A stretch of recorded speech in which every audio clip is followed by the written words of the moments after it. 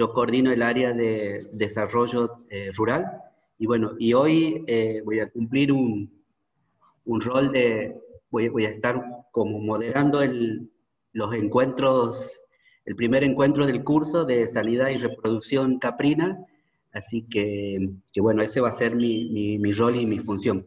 Como les decía, el curso de sanidad y reproducción caprina es una capacitación de una iniciativa que se está desarrollando dentro del área de producción animal, y también como una continuidad, unas jornadas de capacitaciones que venimos realizando dentro de un proyecto que es un programa Euroclima, en la cual, bueno, también me toca coordinar aquí en Santiago del Estero. Bueno, y en este caso, ante estas épocas de COVID-19, y venía siendo un curso que lo veníamos armando interno para técnicos del INTA Santiago del Estero. Entonces, bueno, por la situación y por la forma y por la modalidad, digamos, que puede hacer, bueno, hemos decidido poder abrir, ¿no? Abrir esta jornada de capacitación. Así que bueno, por eso les damos la gracia a ustedes por estar aquí, y también por esta modalidad podemos contar con algunos profesionales que nos van algunas, porque son, digamos, mujeres, las que nos van a acompañar en estos 3 encuentros. Bueno, el primer encuentro, el día de hoy, se va a ver todo lo que tiene que ver con diagnóstico y análisis de las principales enfermedades que afectan aquí en la provincia de Santiago del Estero, en la cual se va a ver lo que tiene que ver con las infecciosas y las parasitarias, haciéndose hincapié ahí, ¿no? En estos dos tipos. Va a estar a cargo de Alicia Córdoba, Alicia, que es ingeniera agrónoma, trabaja aquí en Santiago del Estero, en el INTA, está encargada del módulo de producción caprina en sistemas silvopastoril.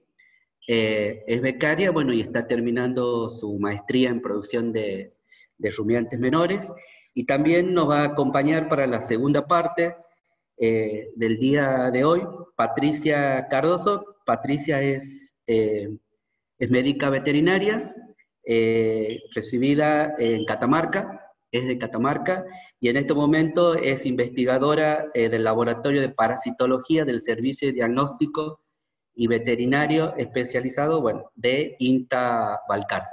Y también está haciendo su maestría, creo que te falta defender la tesis nomás, Patricia, bueno, en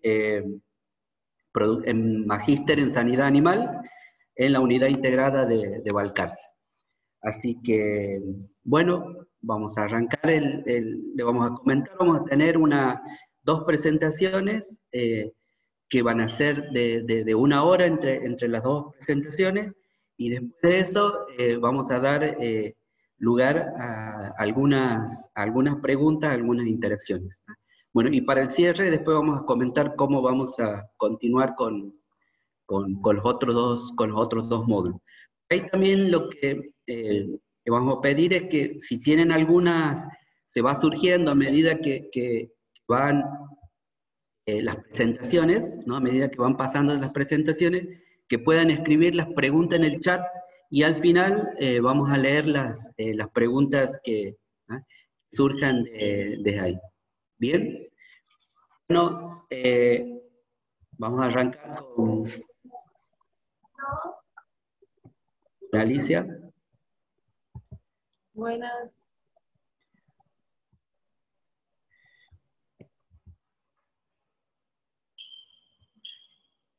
¿Se ve la pantalla? ¿Se ve la presentación? Sí se ve. Sí, se ve. Bueno. Sí, Marcelo, sí, perfecto. Lo que sí te recomendaría que arriba donde dice opciones de presentación, ahí toca para que se vea única, porque te estoy viendo la ayuda al costado.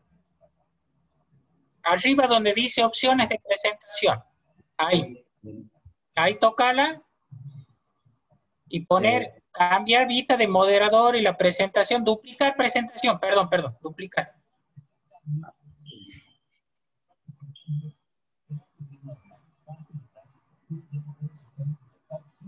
para que se vea en pantalla completa. Si no, te aparece la ayuda al costado.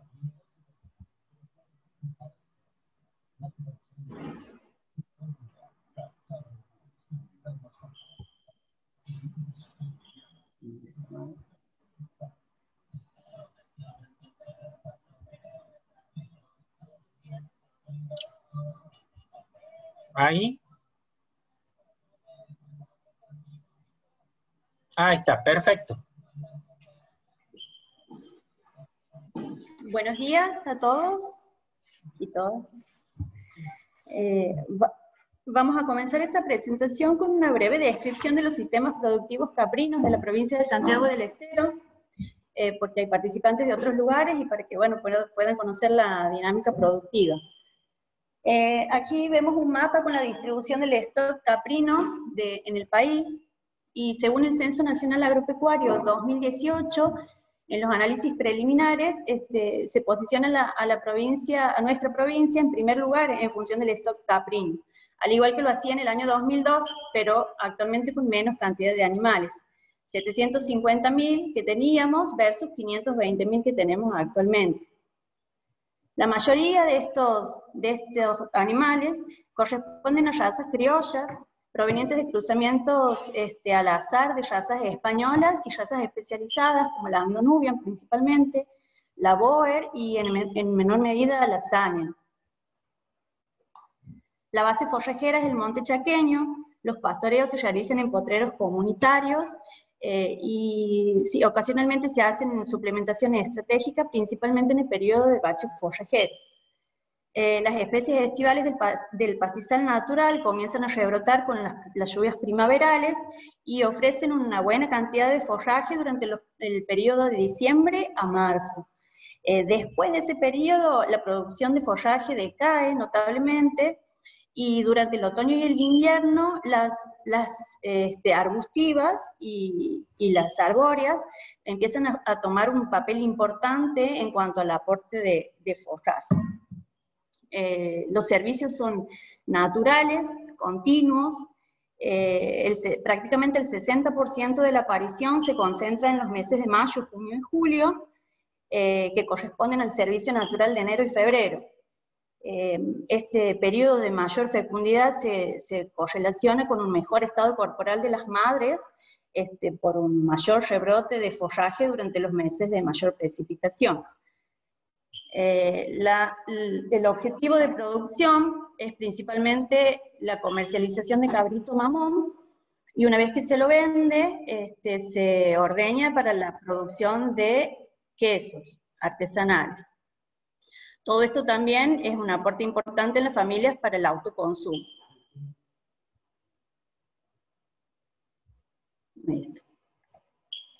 Y los valores promedios de la producción es de un cabrito logrado por cabra por año. En el proceso de producción ganadera juegan varios elementos, ¿sí? Y si los jerarquizamos en esta pirámide, vemos que la base de la pirámide está formada por la sanidad y la alimentación.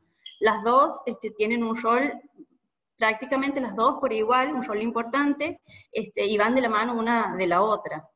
En lo que respecta a la sanidad, es necesario tener o formular planes de manejo sanitario, pero para eso necesitamos conocer, fundamental, conocer las enfermedades de mayor prevalencia en cada zona de trabajo y hacer medidas preventivas. También hay que recordar que todo lo que es prevención es inversión, y todos los tratamientos curativos son un gasto. Y en lo que respecta a la alimentación, es básico y es clave conocer la oferta de forraje, ¿sí? Para hacer un ajuste de carga animal y obtener condiciones nutricionales de los animales adecuados. Cuando hay un déficit sanitario, ocurren una gran variedad de pérdidas, ¿sí? Desde que se nos muere un individuo hasta que no podemos, o sea, tenemos mala calidad del producto, entonces no lo podemos vender a buen precio, ¿sí? Tenemos pérdidas de producción, pérdidas que tal vez no las vemos, pero son pérdidas en la reproducción, que a la larga tenemos menos cabritos al destete, ¿sí? Es muy importante la sanidad porque genera pérdidas.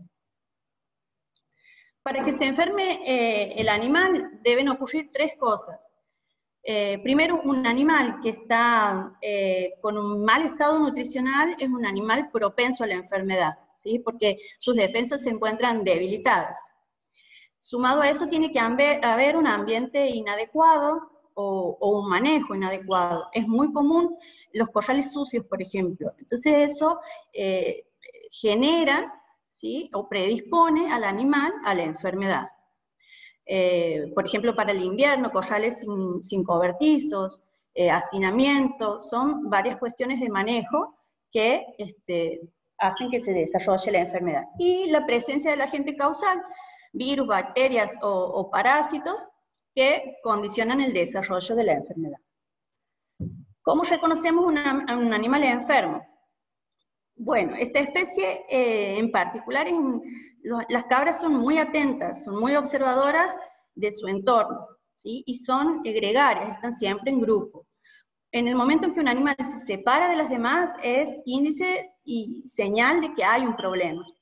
Incluso, o peor, si está echado, porque es un animal que siempre está apoyado en sus extremidades, ¿sí?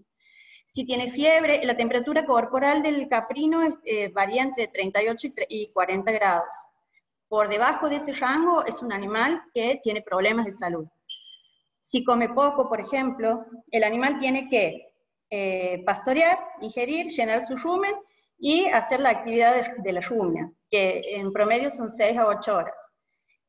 Si algo de eso no ocurre, también hay problemas en ese animal. El pelaje nos habla mucho, un animal sano es un pelaje con brillo, uniforme.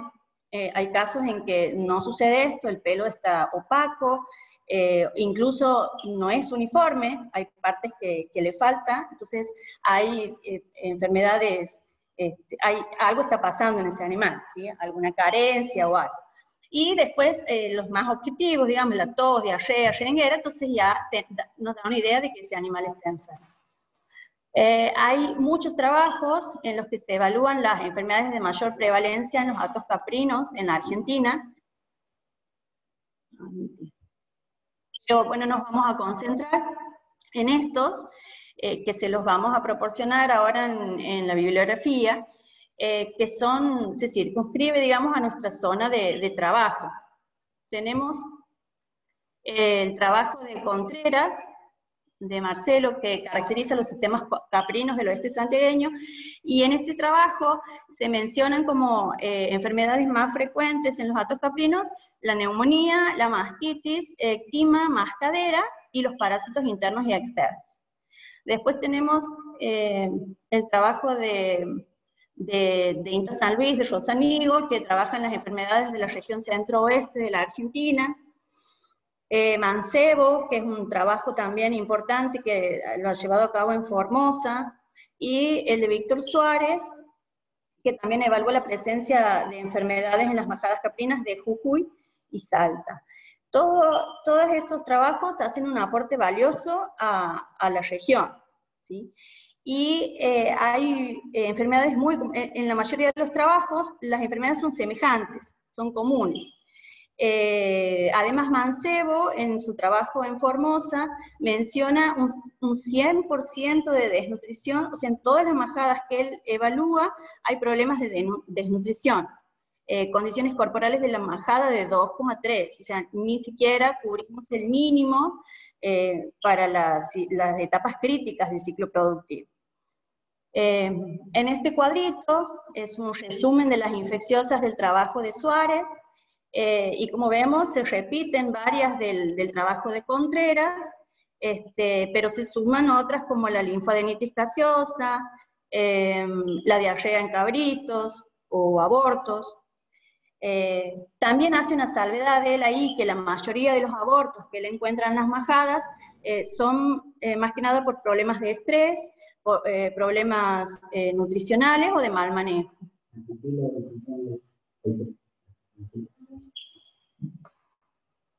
Bien, me he pasado una. Sí. Entonces ahora vamos a nombrar algunas de esas enfermedades comunes, digamos, que menciona Contreras, y después vamos a trabajar en profundidad con las parasitarias, que es el objetivo del día de hoy. Dentro de las infecciosas tenemos la ectima, que también la conocen como verruga o boquera.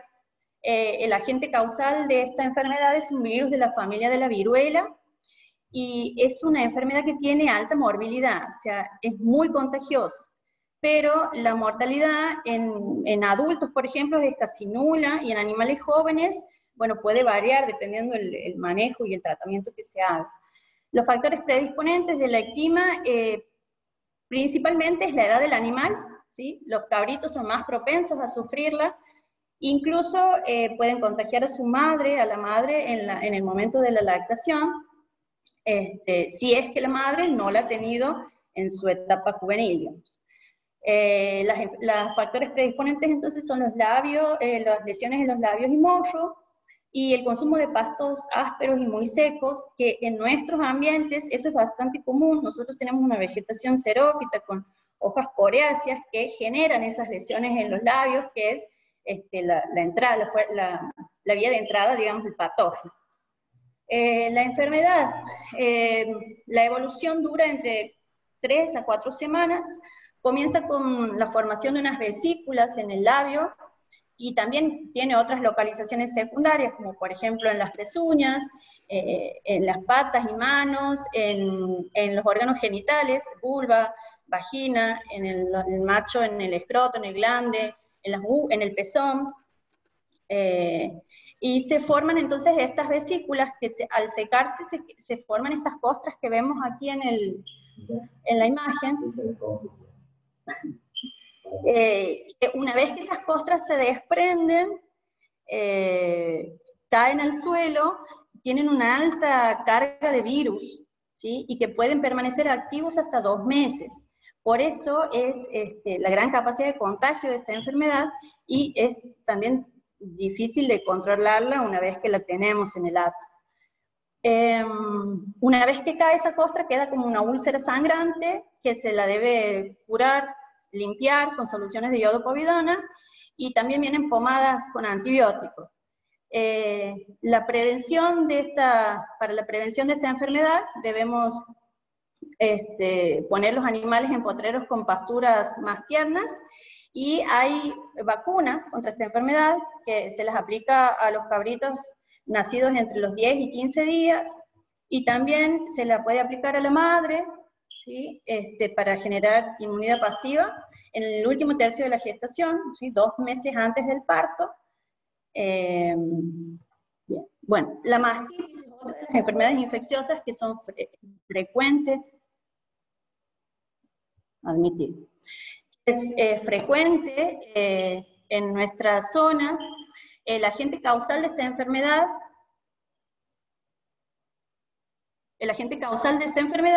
es una gran variedad de bacterias, ¿sí? Aquí pongo algunas: Corynebacterium, Escherichia coli, entre otras. Y los factores predisponentes para esta enfermedad son las lastimaduras en la ubre, hembras que no tienen la ubre con una buena inserción, es decir, las ubres que están descolgadas, es un gran problema, y más que nada en nuestros ambientes, porque eso significa que la cabra va por el monte, y en el monte hay espinas, hay arbustos. Bien. ¿A mí? Bien. Y eso genera lesiones para la entrada del patógeno. Y la falta de higiene en el ordeñe es un problema grave que también, al no haber una buena higiene en el ordeñe, lo que hace es diseminarla rápidamente en la majada. Los síntomas es hinchazón en la ubre, es una ubre que está con fiebre, incluso en cuadros agudos tenemos sangre en la leche o pus, ¿sí? Y es una hembra que no se deja ni que la mame el cabrito, ni que la ordeñe. Cuando hacemos el despunte podemos ver la leche que tiene un aspecto de leche cortada, con grumos, ¿sí? Y bueno, si no se trata puede causar mortalidad, y es una enfermedad difícil de erradicar. Básicamente también porque tenemos una mastitis que es subclínica y que no presenta signos clínicos. Entonces está, pero no sabemos que está, y contagia al resto de la majada.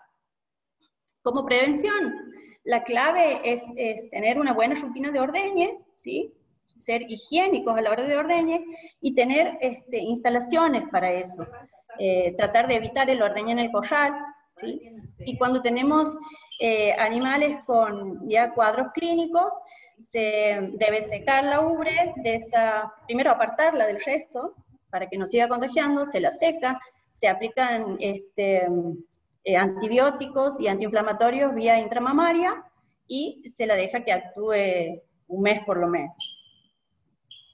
Después está la linfadenitis gaseosa, o enfermedad de los apostemas también se le dice.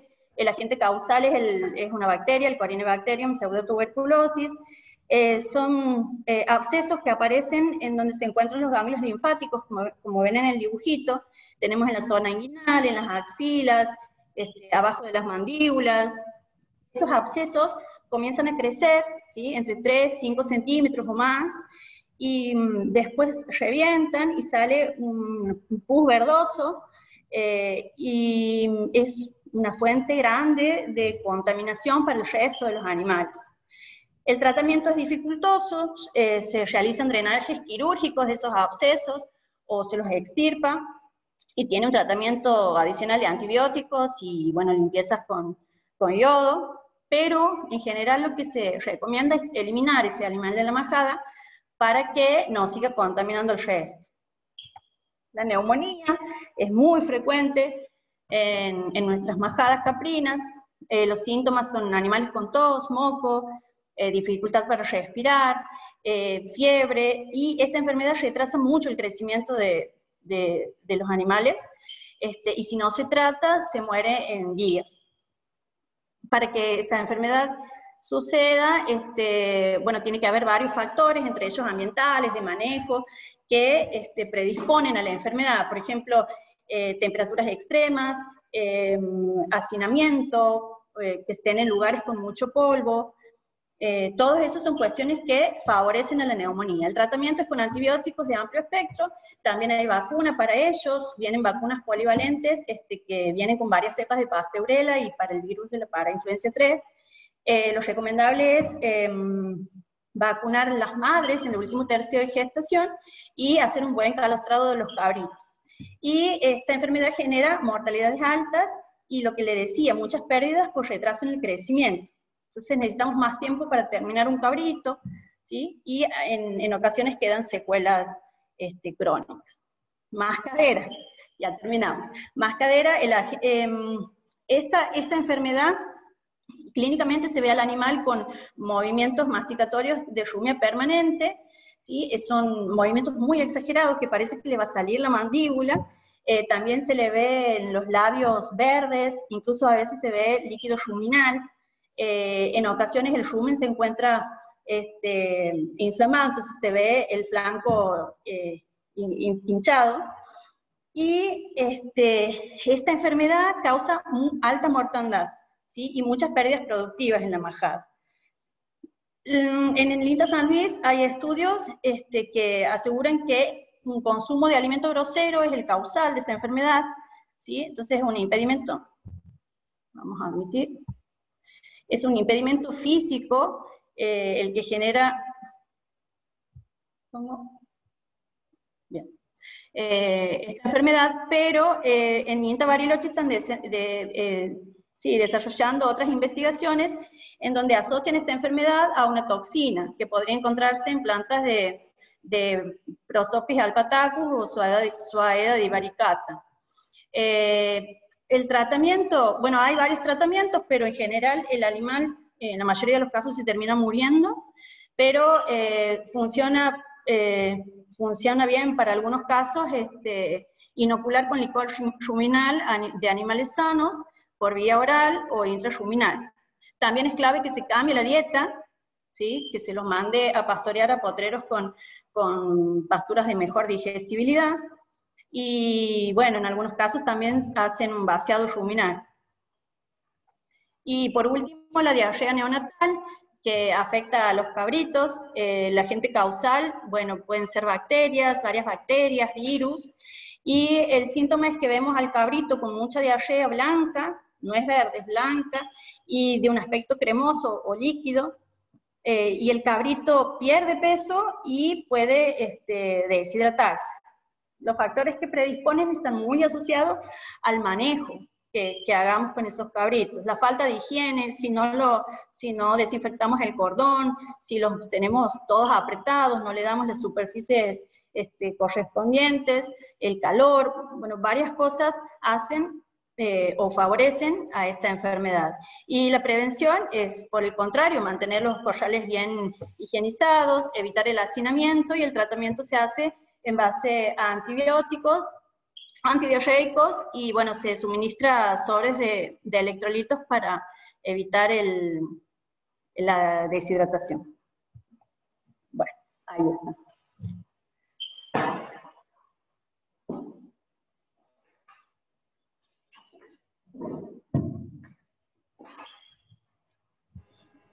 Bueno,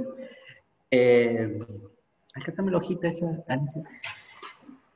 Vamos a continuar, esta, como les decía, para los que han ingresado mientras estaba la presentación. Al final de la presentación, ahora que continúa de Patricia Cardoso, ahí se van a hacer las preguntas, pero por ahí si ya tienen, a medida que van ocurriendo las presentaciones, si hay alguna inquietud, alguna duda que surja, por favor la escribe en el chat y al final lo vamos a contestar, ¿no? Voy a presentar de nuevo a Patricia, que me equivoqué con algunas cosas, que va a dar esta segunda parte, donde ella va a hacer hincapié en las enfermedades parasitarias. Patricia es investigadora y que está en el laboratorio de parasitología de INTA Balcarce, es de Catamarca, no es que se recibió, se recibió en la Universidad de Corrientes y es magíster en sanidad animal, no es que le falta defender su tesis, sino que también ya es magíster. Disculpa, Patricia. No, está bien, bueno. No pasa nada. En realidad también soy de Misiones, no soy de Catamarca. Ah, bueno, la información. Bueno, Patricia, cuando quieras, para que ahí avances con tu presentación. ¿Ahí se ve? Sí, sí, sí. Bien. Se ve, ¿no es cierto? Bien. Sí, sí se ve bien. Bien, bueno, les voy a hablar, como mencionaban hace un ratito, de parásitos gastrointestinales en pequeños rumiantes. Yo trabajo en INTA Balcarce, en el centro sur de la provincia de Buenos Aires, y lo que más trabajamos son ovinos y bovinos. Pero bueno, mucha de la información que tenemos es sobre ovinos, y mi tema de tesis de maestría lo hice en Catamarca con majadas caprinas, bueno, que esa es una de las majadas donde trabajé, también con ovejas y con llamas. Pero bueno, hoy nos vamos a centrar en pequeños rumiantes, en parásitos gastrointestinales. Estos van a ser los parásitos que se encuentran en abomaso, en intestino delgado y en intestino grueso, ¿sí? Principalmente, o los demás presentaciones o casuísticas más graves van a ser Hemoncus contortus, en abomaso, pelador sagia, y en intestino, Trichostrongylus. Ahora vamos a ir viendo, desarrollando cada uno de las patologías que producen. En cuanto a la ecología parasitaria, hablamos de que es importante tener en cuenta el tipo de producción, ¿sí?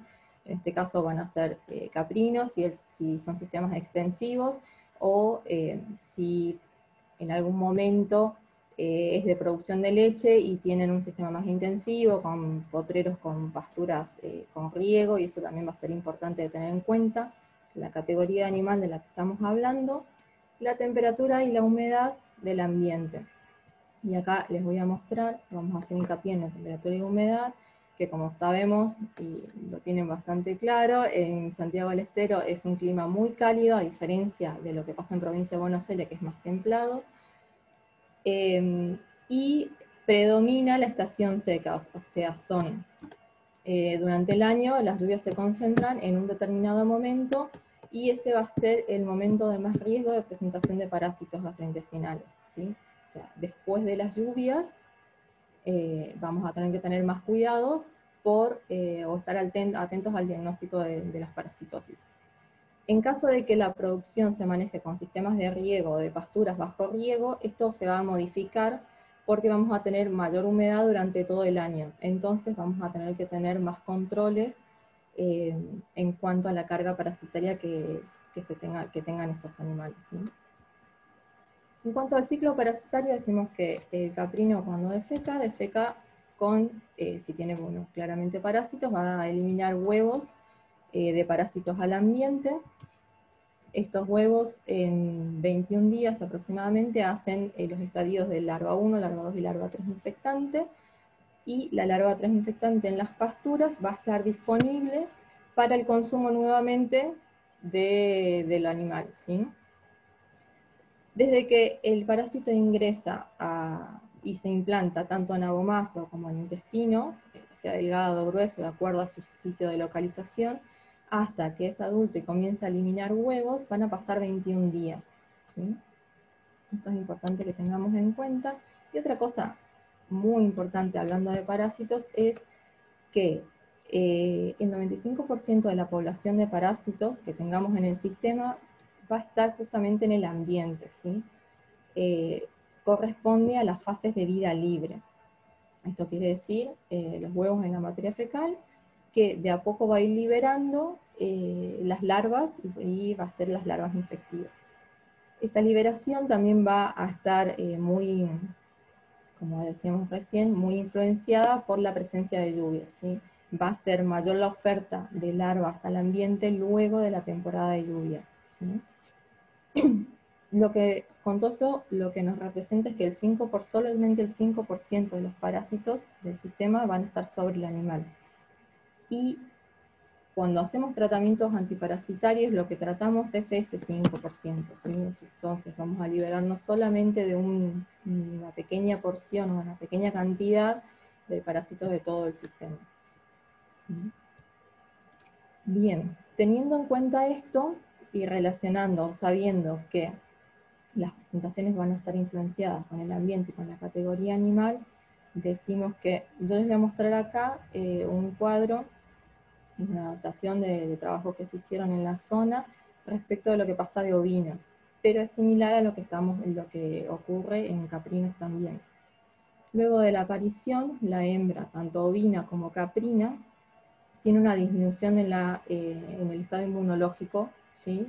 del animal, se deprime su sistema inmune. Esto quiere decir que los parásitos que tienen van a tener mayores posibilidades de poner huevos y a su vez va a tener mayor implantación, ¿sí? Entonces, como resultado me va a dar una curva de HPG o de eliminación de huevos al ambiente mucho mayor.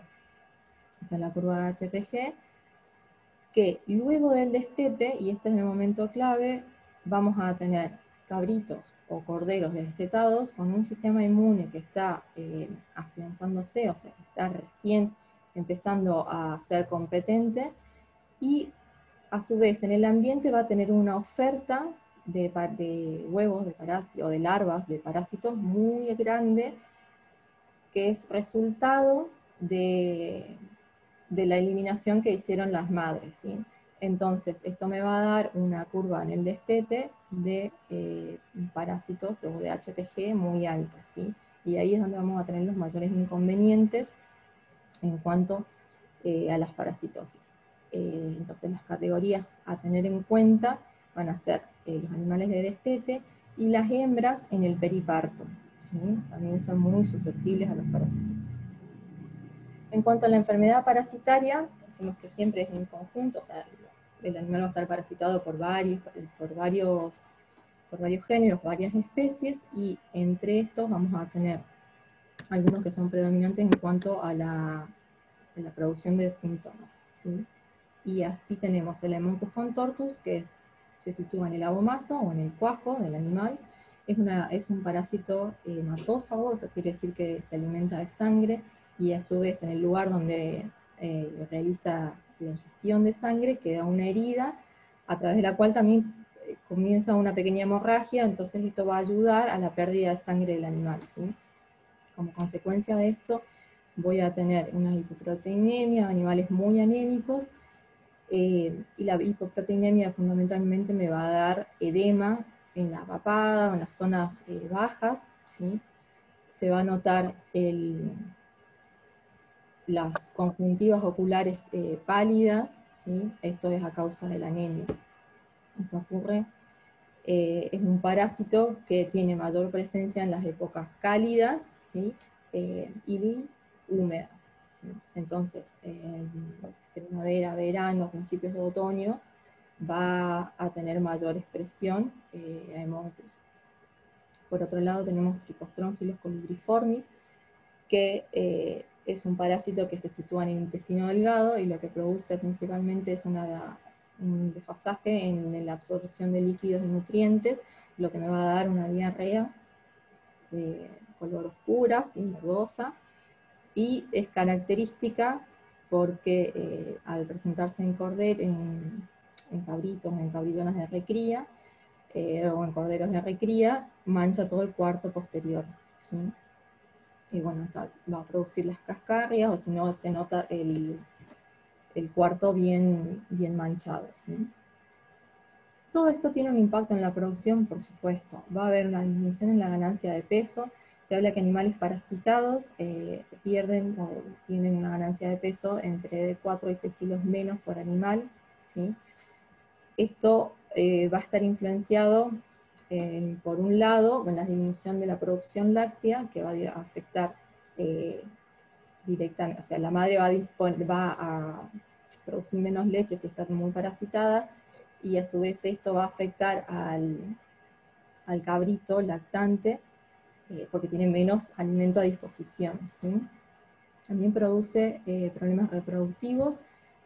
Sabemos que la parasitosis o animales muy parasitados durante la recría no solamente ganan menos kilos, o sea, vamos a tener cabritos al destete y a la recría para la venta de menor peso, sino que también esas hembras de recría que van a hacer la reposición, todo su sistema reproductor va a estar menos desarrollado, por lo tanto, también vamos a tener problemas en cuanto a la posibilidad de reproducción o de la vida reproductiva de esas hembras, ¿sí? Acá les quiero mostrar un trabajo de Orsanigo en cuanto a la ganancia de peso vivo, y ellos probaron tratamientos sistemáticos, estratégicos y con un grupo testigo. Podemos observar que entre el tratamiento estratégico y el grupo testigo, las ganancias de peso son considerables, ¿sí?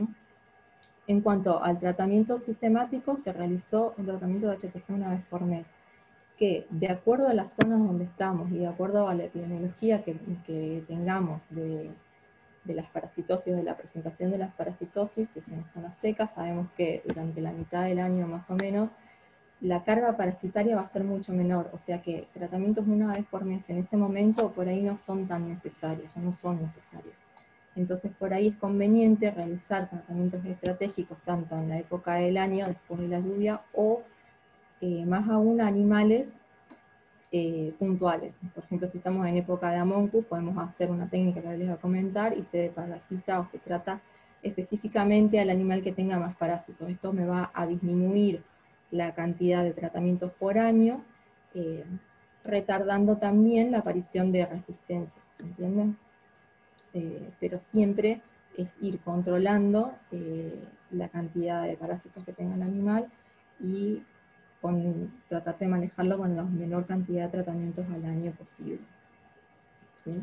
¿Cómo vamos a diagnosticar las parasitosis? Necesitamos tener en cuenta los antecedentes, esto es la edad del animal, en la categoría, ¿sí?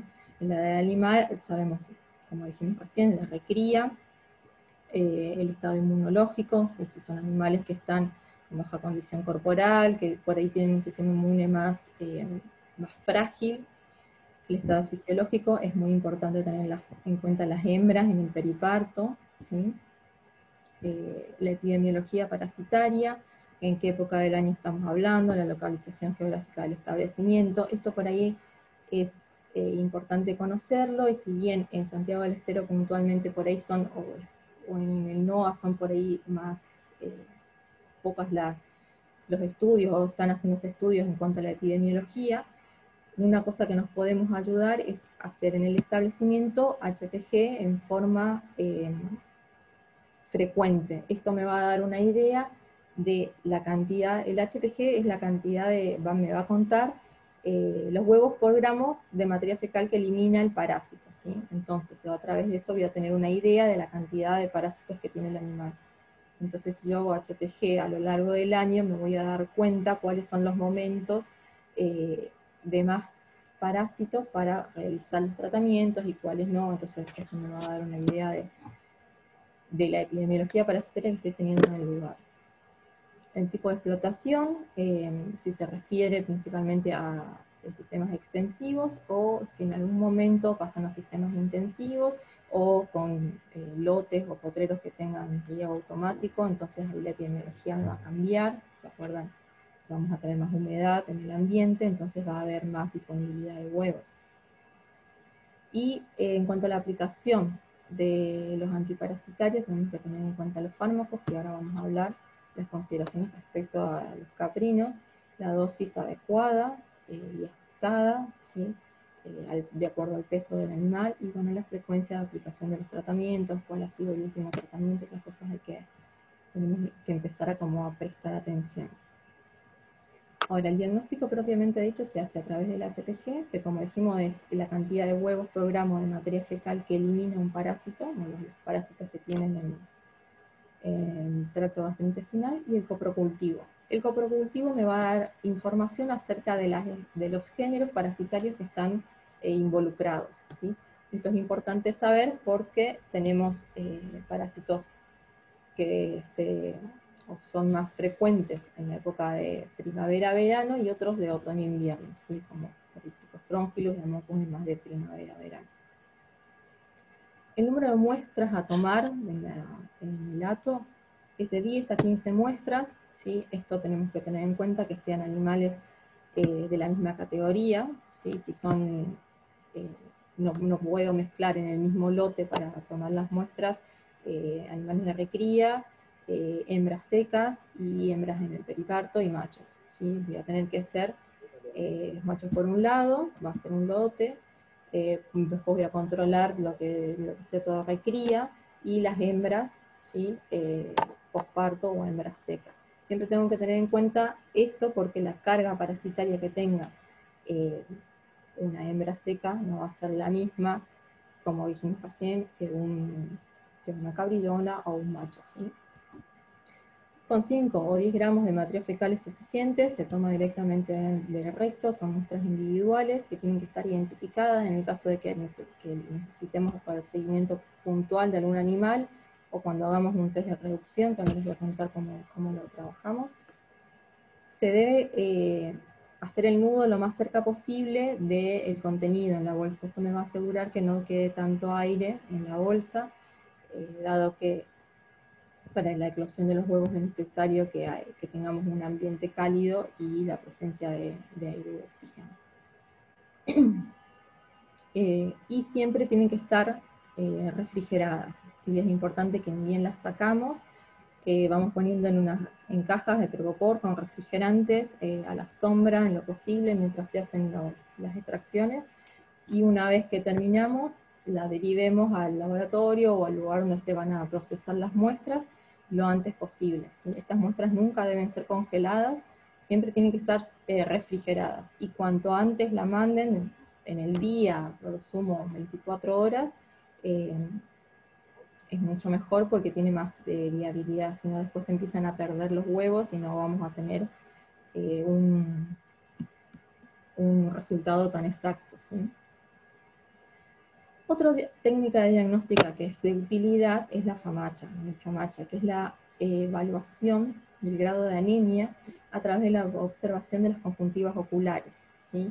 Esto me va a permitir seleccionar los animales que estén más parasitados para realizar el tratamiento. Esta técnica evalúa el grado de anemia, y el parásito que vamos a estar evaluando indirectamente es Haemococcus contortus, ¿sí? Porque recordemos que es el parásito hematófago. Si los animales están parasitados por otro, o por Trónchilus, o hay menos cantidad de Haemococcus, por ahí no vamos a poder, no lo vamos a ver, ¿sí?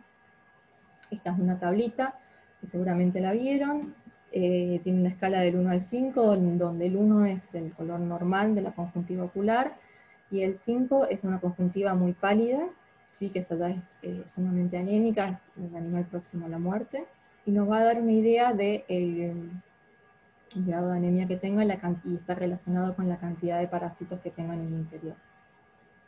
Grados 1 y 2 no se tratan, son animales que están bien, animales de grado 4 y 5 sí se tratan, y el 3 va a depender un poco de la categoría que sea, si de cuándo fue el último tratamiento, o si es un animal que dentro de poco tiempo se van a destetar y se va a hacer un tratamiento general, entonces por ahí puedo controlarlo y esperar.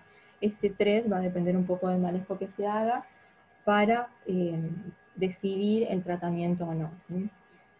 Esto va a ayudar muchísimo a la hora de disminuir la cantidad de tratamientos al año, porque voy a estar tratando individualmente a los animales más parasitados, ¿sí? Entonces, la maniobra es exposición de la conjuntiva ocular. En esta maniobra tienen que ser como bastante precisos para no estar tocando o apretando, y de esta forma se va a poner como más irritada la mucosa, y nos va a poder dar en esta tabla en confusión entre los valores 4 o 3 o 2 o 3. ¿Sí? En clase. Estos son corderitos con los que trabajamos acá en la reserva de INTA. Y ahora vamos a hablar del control químico, ¿sí?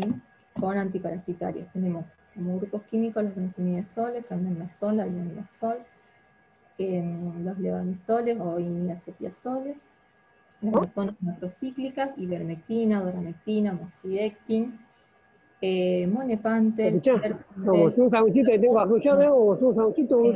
Están indicados para ovinos, ¿sí? En otros países sí hay formulaciones que están aprobadas para caprinos, pero tengo entendido que están en nuestro país. ¿Por qué hago hincapié en esto? Porque es el control químico en caprinos tiene una particularidad la cabra en que elimina o tiene una capacidad de metabolizar mucho más rápido los fármacos, ¿sí?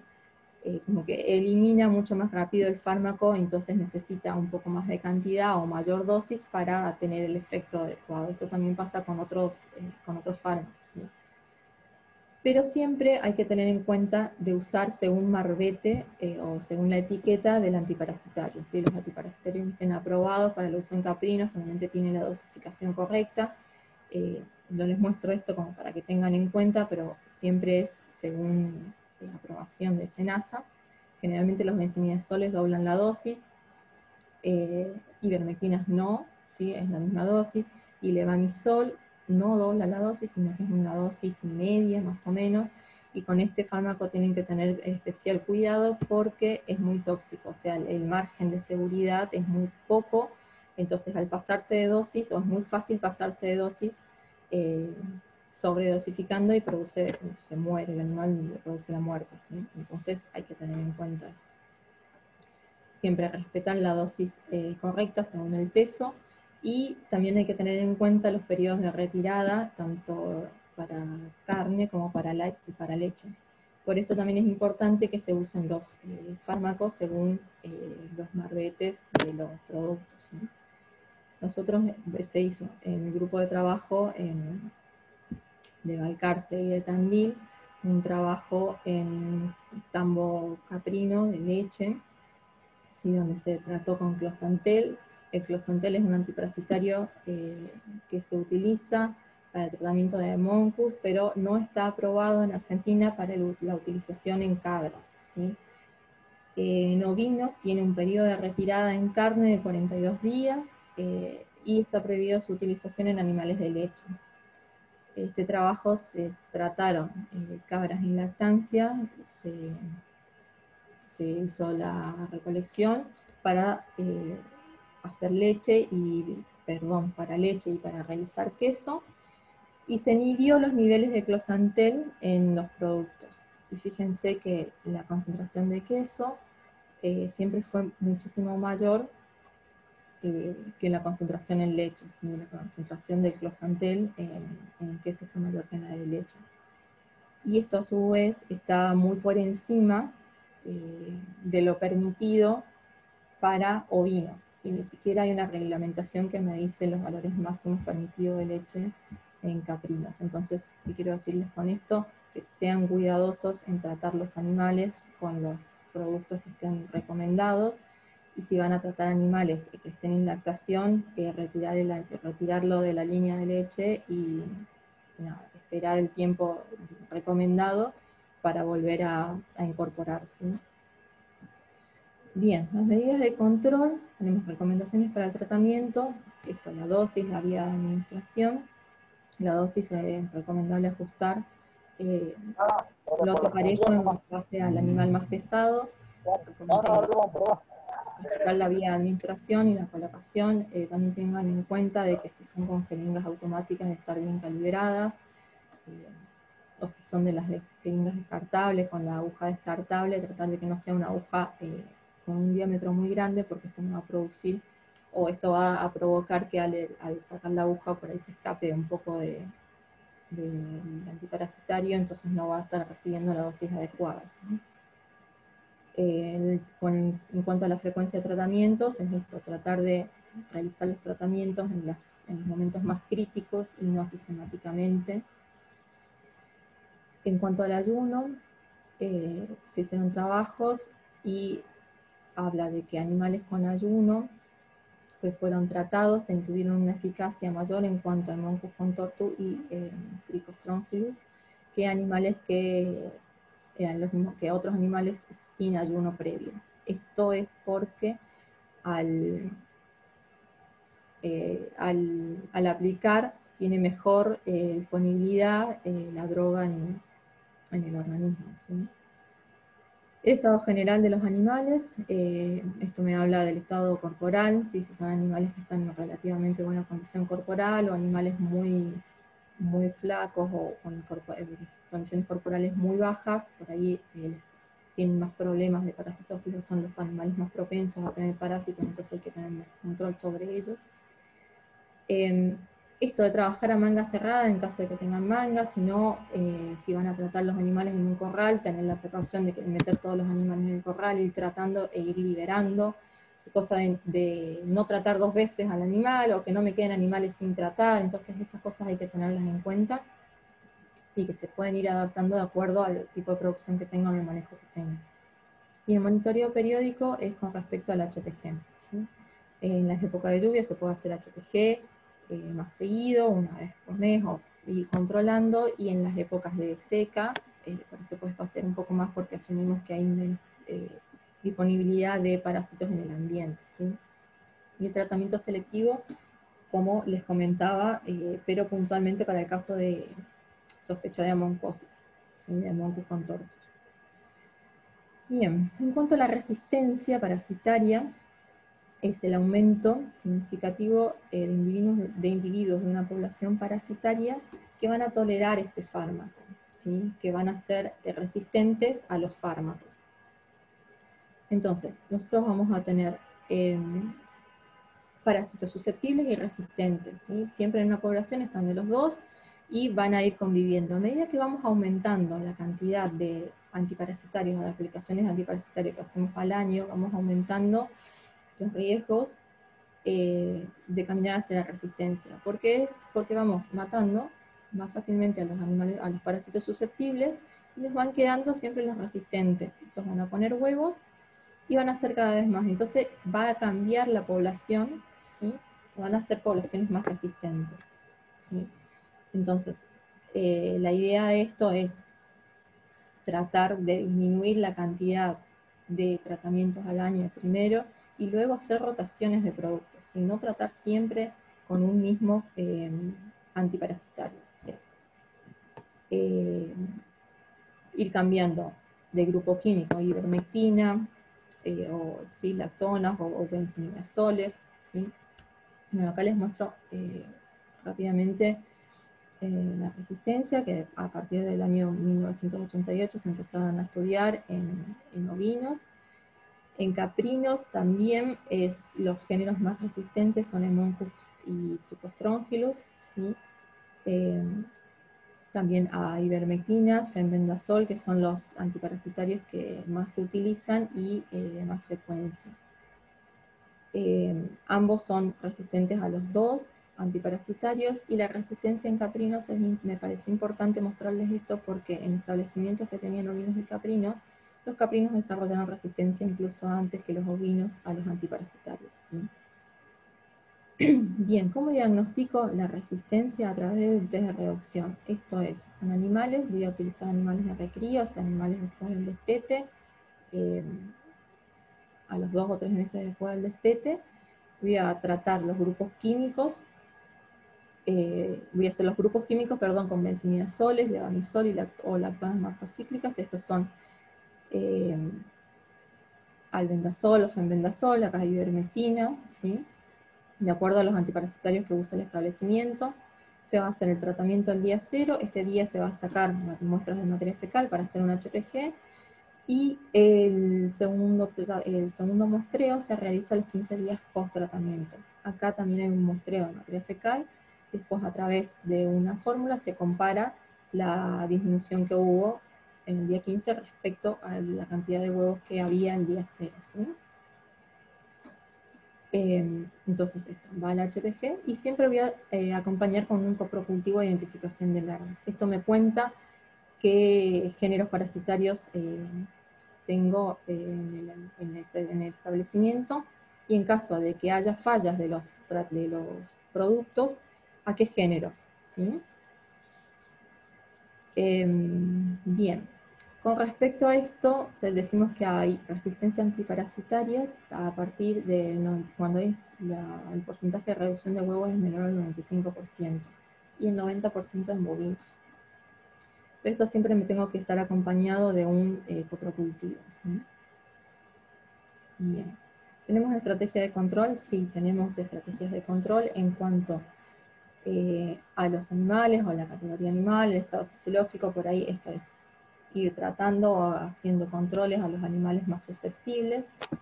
En cuanto al manejo, el pastoreo de los animales en producción, el encierre nocturno, generalmente si los animales se encierran y no se les ofrece comida, la posibilidad de contaminación o de transmisión en el encierre es mínima. Por ahí sí hay más peligros con la coccidiosis en los cabritos. Y sí vamos a tener en cuenta si en los encierres se ofrece comida en el piso, ¿sí? Ahí por ahí tratar de limpiar, bueno, siempre limpiar los corrales, cada 6 meses, que no se acumule gran cantidad de materia fecal y de estiércol. Y tratar de dar el suplemento en un lugar más limpio, o no en el piso. Si lo ideal sería en bateas, que no estén tocando el piso directo. Recordemos que tenemos el 80% de las larvas están con la oferta de pasto en los pastos más bajos, y se concentra también el 95% en el ambiente, estas larvas, sí, por eso bueno, siempre vamos a tener que convivir con los parásitos, pero la forma es ir buscando las mejores estrategias, y por ahí, bueno, en esta rotación de pasturas, en el caso de que sean establecimientos lecheros y que tengan pasturas bajo riego, ¿sí? Manejar también la carga animal, controlando eso. Como alternativas de control, hay algunas que son más aplicables y otras que están en estudio, como es el control biológico a partir de hongos. Estos son hongos que se ingieren y van a fagocitar o se alimentan de las larvas en la L1 y la L2 y la L3, ¿sí? Las larvas en desarrollo. Los forrajes con taninos, hay pasturas, leguminosas, que tienen una alta concentración de taninos, y estos a su vez tienen algún efecto sobre la carga parasitaria, limitando la implantación de los animales, la cantidad de huevos a eliminar, ¿sí? Entonces esto es también un control interesante. Tener animales con condición corporal relativamente aceptable va a ayudar al animal a que genere un buen estado inmunológico, que para que pueda por sí mismo hacer frente a los parasitosis. Los tratamientos selectivos con farmacia, como comentaba, y conocer el tema de la epidemiología y la eficacia de los antiparasitarios me va a dar la posibilidad de saber cuándo tratar y con qué tratamiento utilizar, ¿sí? Eso es como a grandes rasgos lo que quería mostrarles. Muchísimas gracias.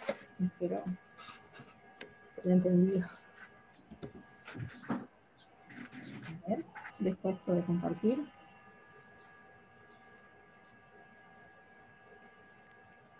¿Siguen ahí? Sí, aquí estamos, Patricia. ¿Ah? Sí, acá estamos. Bien. Bueno, Patricia, muchas gracias. Ahí tenemos algunas preguntas en el chat que, bueno, vamos a ir leyéndola y después, si hay algunas otras preguntas.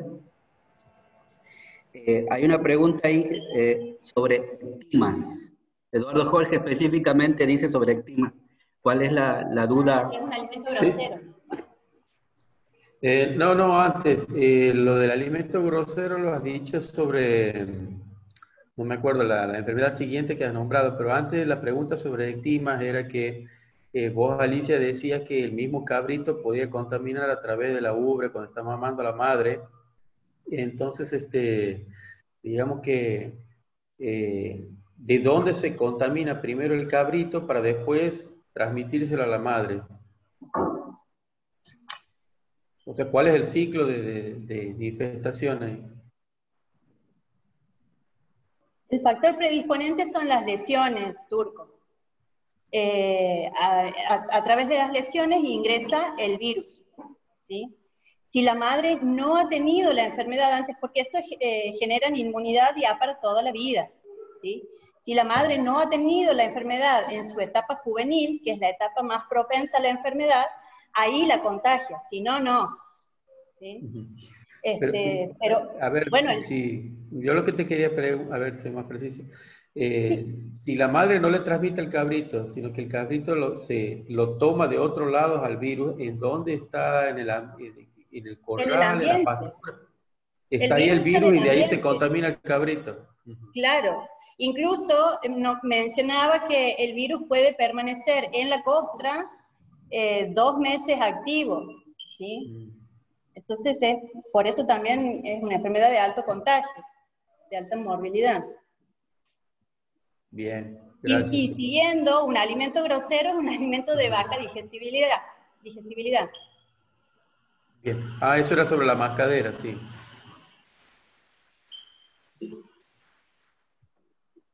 Bueno, la otra pregunta también es mía. ¿Cómo? Cuando abres No. el rumen de un animal que ha muerto por mascadera, está lleno de palos, incluso hay cuerpos endógenos, que son bolas de pelo, que eso también produce un taponamiento, digamos, en el conducto, entonces no puede circular correctamente el alimento desde el rumen hacia los otros prestómagos. O sea que, digamos, es bien de manejo el tema de que contraiga mascadera, es más sobre qué calidad de pastura lo estás mandando al animal y por ahí te quería preguntar si eso se produce más a la salida del invierno, que es donde vos más mala calidad de alimento tienes. Bueno, sería propensa a la salida del invierno, sí es verdad, pero también mencionaba que hay unos estudios nuevos que la relacionan con una toxina que se puede encontrar en unos prosopis, ¿sí? En el prosopis alpataco puntualmente, y en la Zoedia divaricata. Entonces, ya no sería tanto la teoría de que es solo por alimento de baja digestibilidad, sino que hay ahí una toxina. En castellano, ¿cuál es el prosopis? Eso, no las identifico las especies, las tenemos en Santiago. Sí, el alpataco, ese es el nombre común. Sí, la distribución es en la zona semiárida, Turco. Bien. Del Chaco semiárido. Yo tenía dos preguntas más ahí en el medio. Una, como para terminar lo que yo he preguntado, si en qué laboratorio o a dónde se manda para los análisis coprológicos aquí, los que tengamos más cercanos. E incluso había unas preguntas de otras compañeras que decía cuánto costaba. Bien, la verdad que no sé, Alicia, vos si tenés conocimiento de quiénes hacen coprocultivo o HTG en la zona. Bien, en el campo experimental lo estábamos haciendo, Turco, pero la persona que lo hacía ya no está trabajando en el INTA. Así que, bueno, tendríamos que ver de reemplazar y comenzar a dar ese servicio. ¿Cómo? Sí, sí, claro, y particulares por ahí no sé, la verdad que no conozco en la zona, perdón. Y también mandar por ahí es complicado en este momento, pero bueno, por ahí... No, particulares no desconozco porque teníamos quien lo haga en la experimental, pero bueno, en este momento no hay quien lo haga. Sí, generalmente en Santiago no hay alguien que ofrezca el servicio. Se hace Claro. así cuando hay algún proyecto de investigación o cuando alguien está involucrado en algún Y tipo de es más, proyecto en la universidad o en su momento en el INTA que lo hacíamos porque, bueno, también Viviana Volta, que fue codirectora de tesis de una médica veterinaria que hizo su tesis en Famacha, entonces era como por una necesidad puntual. Lo mismo que creo que, bueno, en la universidad también hay como cuando hay algunas necesidades así puntuales, pero un servicio, no, pero no hay. por ahí Lo que sí, sí, es verdad que no es tan frecuente hacer, nos pasaba también en Catamarca cuando trabajaba ahí, pero por ahí es más importante que la posibilidad de hacerle el HPG que el coprocultivo. Ninguna de las dos son técnicas difíciles, ¿sí? Lo más costoso que se necesitan para ambas es tener un microscopio. Para el HPG se utilizan unas cámaras que se llaman de MagMaster, que son reutilizables. Y por ahí para hacer el coprocultivo también es sencillo, la técnica es como que se adapta, y lo que sí requiere es un entrenamiento para leer y para identificar las larvas, ¿sí? Pero por ahí, en la medida de lo posible, y sobre todo después de la época de lluvia, por ahí hacer el HPG sería por ahí interesante. Si no, bueno, estuve leyendo también en los comentarios que se utilizan Famacha, que está bueno, que esto hay que tener en cuenta que nos da información solo respecto a la presencia de Homunculus, si nos estamos perdiendo de los otros parásitos gastrointestinales. Pero bueno, esa es una ayuda importante.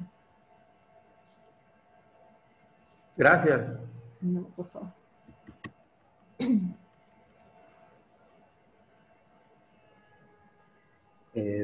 bueno, ¿alguna otra pregunta?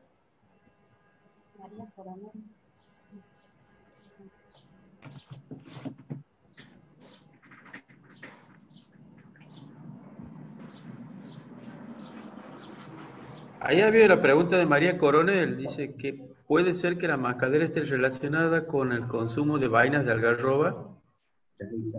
Sí, ya la hemos contestado. Sí es de un prosopis, pero género prosopis. Claro, por eso. Sí, en el ensayo que hace la gente de INTA Bariloche, llega y determina de que son esas dos especies, porque utilizan un análisis microhistológico de la dieta, y bueno, los animales enfermos tenían más porcentaje de participación de esas especies, que entonces son las que podrían desencadenar la enfermedad. No sé si está Rafael ahí en algún momento. Rafael, Rafa. Sí, Marce. ¿Puedes contar ahí la experiencia y lo que se quiso hacer en su momento con INTA de Salta, vinculado a mascadera? Bueno, sí. Digamos, como trabajos, al final nunca llegamos a hacer algún trabajo, digamos, de experimentación, que lo que se buscaba era hacer algo con el INTA chamical. Lo que sí, tomamos algunas muestras porque estas toxinas producen lesiones irreversibles en el sistema nervioso central. Es por eso que digamos, no tiene tratamiento prácticamente, es una enfermedad sin tratamiento, y la recomendación es que directamente se la aproveche. Como dice bien Alicia, el género Prosopis, que acá nosotros lo tenemos identificado como el algarrobo, en San Luis lo tienen identificado como el caldén, y también hay reportes en Brasil. no es una enfermedad pura y exclusivamente de las cabras. Nosotros acá tomamos algunas muestras con Juan Michelov y habían sido en bovinos afectados, y bueno, esas lesiones al ser irreversibles es lo que le produce la sintomatología que ya se describió. Bueno, eso está publicado, si quieren después podemos compartir esa publicación de ese trabajo que publicó Juan Michelov, pero con la misma sintomatología que se ve en cabras, se la ve también en bovino, y le atribuyen directamente al consumo de las vainas de algarroba.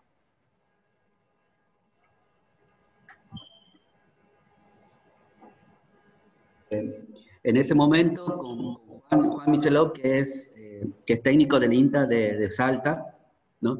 Bueno, lo que se quería hacer era, bueno, ver de probar en cabras, porque también está vinculado, bueno, una de las cosas con la cantidad, ¿no? Con la cantidad, no es que solamente por el consumir, digamos, vainas, sino, bueno, por la cantidad que se consume, bueno, y por ahí estuvo en ese momento ver si se podía llevar un ensayo, pero bueno, después no lo hemos podido hacer. En el INTA Bariloche es así, o sea, el porcentaje de participación de estas especies era mucho mayor en los animales enfermos, pero sí estaba presente en los animales sanos también. Entonces, sí es como dice Marcio, o sea, ¿cuánto comen de eso? Sí, por ahí, para que no quede un mensaje equívoco, no es que quiere decir que porque consuman vaina de algarroba los animales se vayan a enfermar, sino, digamos, tendríamos el 100% de nuestras majadas infectadas, y no pasa normalmente. Está asociado en aquellos años en donde hay una gran producción de vaina de algarroba y los animales consumen en mucha cantidad, porque lógicamente salen a pastorear al monte, y las lesiones, digamos, y la sintomatología aparece generalmente pasado 3 meses del consumo. Juan Michelov, sí, como dice Marcelo, tiene un doctorado hecho, y él es el patólogo que tiene, digamos, el equipo de ahí de INTA Cerrillo. Ahí hay otro comentario.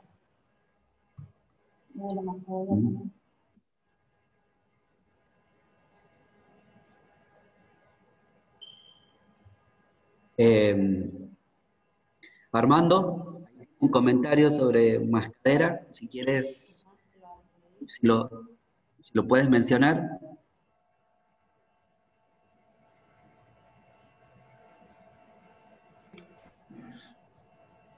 No, estaba así.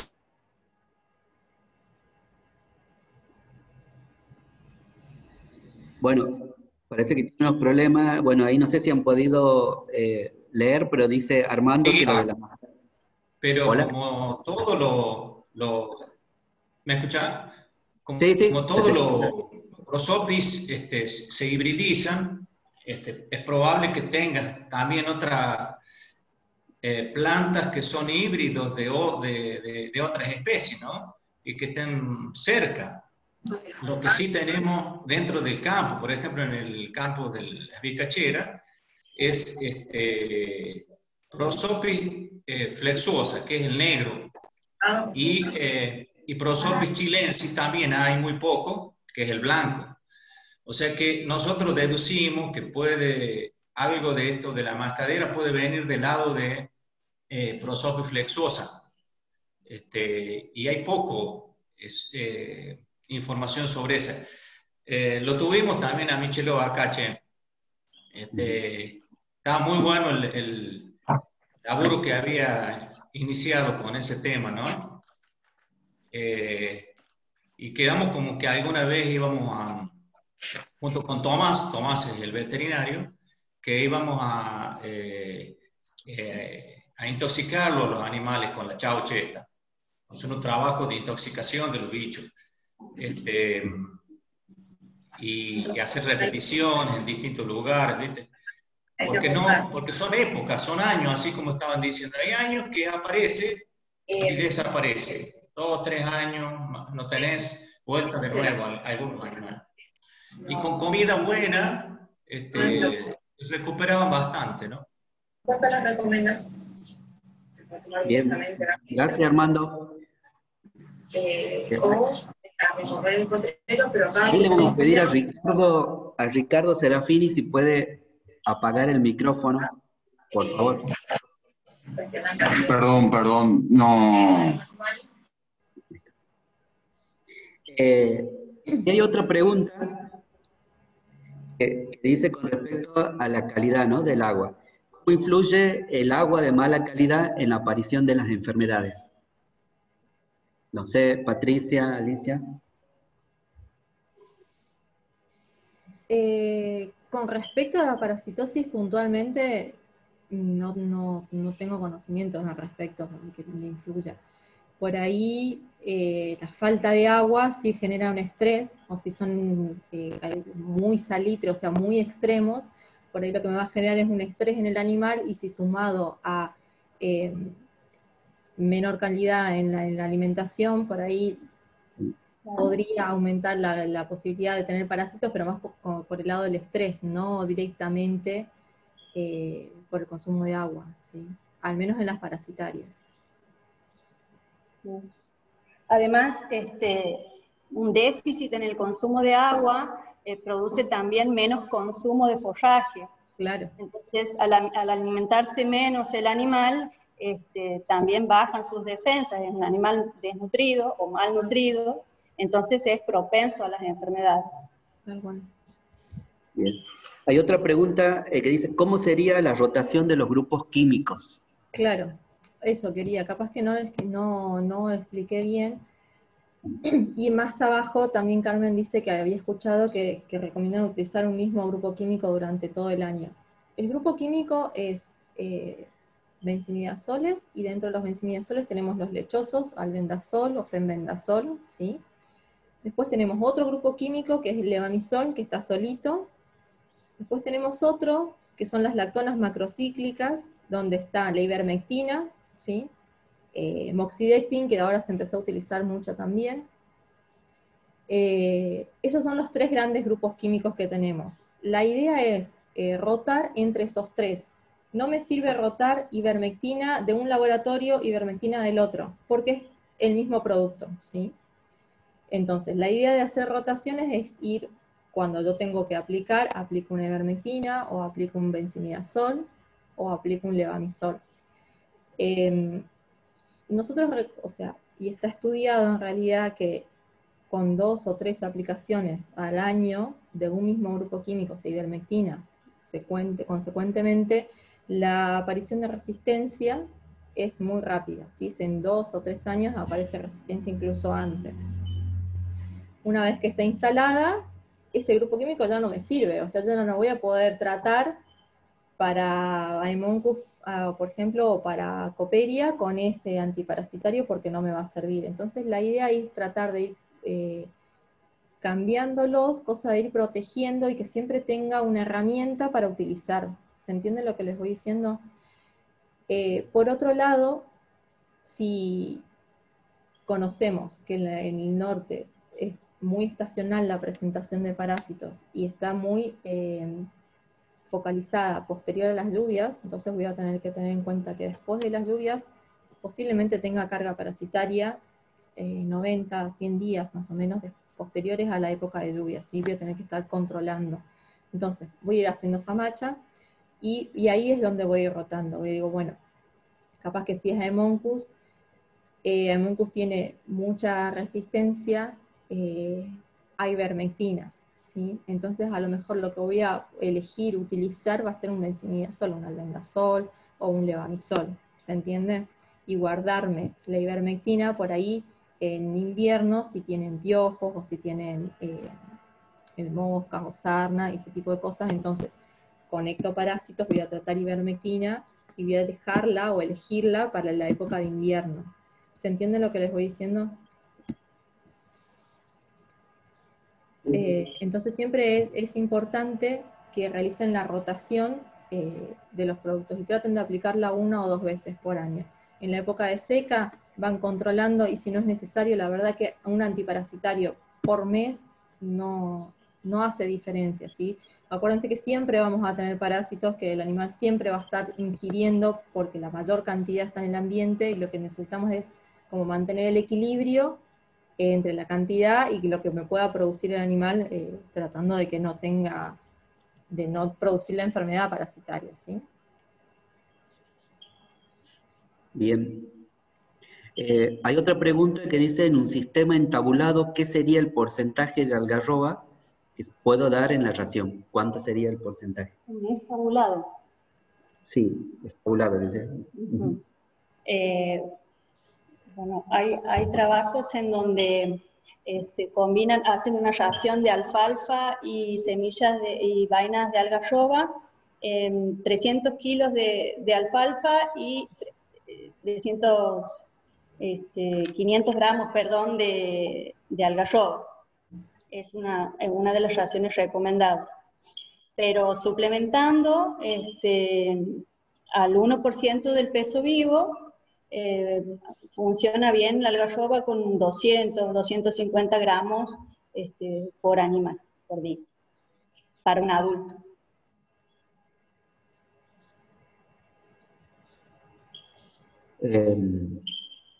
Bueno, ahí Rafa compartió, me imagino que es el trabajo que mencionaba, así que ahí lo compartió, ahí está en el chat, ahí está el link, así que para los que les interese, para que lo puedan bajar. Bueno, en la bibliografía también hay varios trabajos sobre mascadera, así que ya lo vamos a estar subiendo. Ya nos quedan 3 minutos para finalizar. Si no hay ninguna otra consulta. Bueno, como les decíamos al principio, le vamos a mandar el link con la presentación, que se la grabó a la presentación, y también con la bibliografía de este módulo. ¿Ah?